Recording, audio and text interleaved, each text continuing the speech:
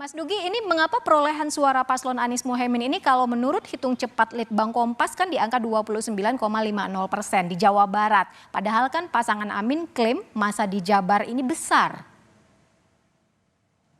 Oke, ini menjadi Ivo menjadi fenomena yang menarik bahwa ketika klaim boleh saja dilakukan ketika masa kampanye, ketika para paslon menghadirkan keyakinan bahwa pemilih akan memilihnya, tetapi untuk di Jawa Barat sepertinya dominasi Prabowo Gibran masih cukup terasa. Apa yang terjadi dengan pasangan Anies Mohaimin dan Prabowo Subianto?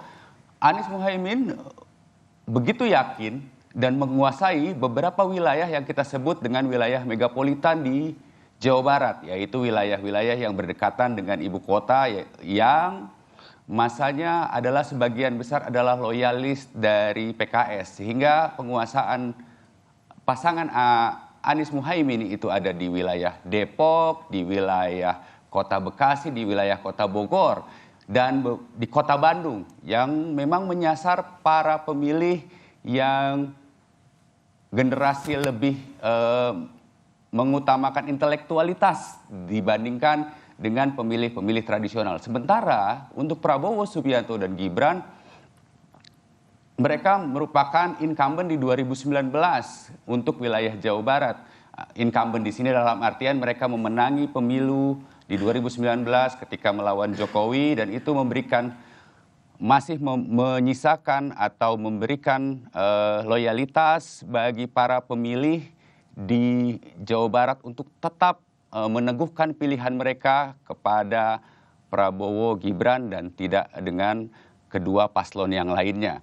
Tapi ada yang menarik juga bahwa dalam pemilu legislatif tidak pernah ada satupun partai di Jawa Barat yang mendominasi. Di 2004 kita melihat bahwa Golkar menjadi pemenang untuk pemilu legislatif. Kemudian di 2009 ada Partai Demokrat, di 2014 ada PDIP menjadi pemenang untuk pemilu legislatif, dan di 2019 ada Partai Gerindra yang mendominasi di sini. Hal-hal ini menjadi fenomena yang menarik karena karakter dari pemilih di Jawa Barat itu cenderung pragmatis dan cenderung heterogen. Dalam 6 klaster kita bisa lihat ada klaster megapolitan, kemudian ada klaster Karawangan, ada klaster Ciayu, Majakuning atau Cirebon, Majalengka, Kuningan, kemudian ada klaster Bandung Raya yang meliputi kota Bandung, Cimahi, dan Kabupaten Bandung Barat, ada klaster Priangan Timur, ada klaster Priangan Barat. Masing-masing klaster itu punya ciri khas yang berbeda, dan disitulah pertarungan yang menarik.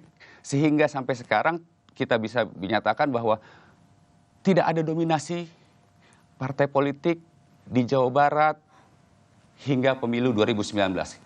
Kita belum tahu apakah di 2024 ini Gerindra akan bisa mempertahankan dominasinya karena perhitungan masih terus berlangsung. Dan saya juga belum mendapatkan hasil terkini dari suara-suara yang masuk hasil hitung suara legislatif melalui pemilu 2024 KPU, ya. Ya, tadi kan Anda mengatakan bahwa suara PKS ini ternyata besar di kota-kota besar. Lalu bagaimana dengan di kabupaten? Apa sebenarnya menjadi faktor suara paslon Prabowo Gibran ini unggul sementara? Begini, ada beberapa hal yang bisa kita lihat di sini. Ada faktor media sosial, ada faktor figur, dan popularitas.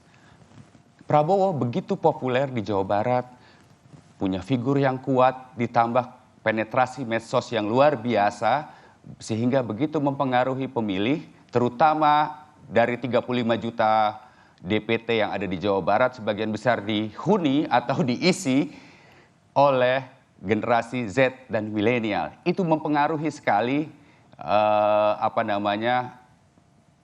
keinginan memilih atau preferensi memilih para pemilih untuk meyakinkan pilihan mereka kepada Prabowo Gibran. Di samping itu ada hal-hal yang menarik, ada dua hal paling tidak yang saya catat. Yang pertama adalah begitu banyaknya proyek strategis di Jawa Barat yang terasa atau dirasakan langsung atau melibatkan langsung warga-warga yang berada di sekitar proyek strategis itu.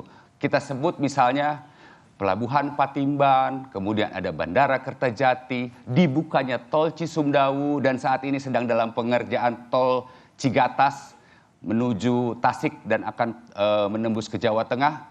Ditambah lagi proyek strategis nasional kereta cepat, itu juga cukup membuat antusiasme warga untuk meyakinkan pilihan mereka bahwa proyek strategis nasional ini akan dilanjutkan pembangunannya dan akan diteruskan pekerjaannya hingga selesai oleh Baik.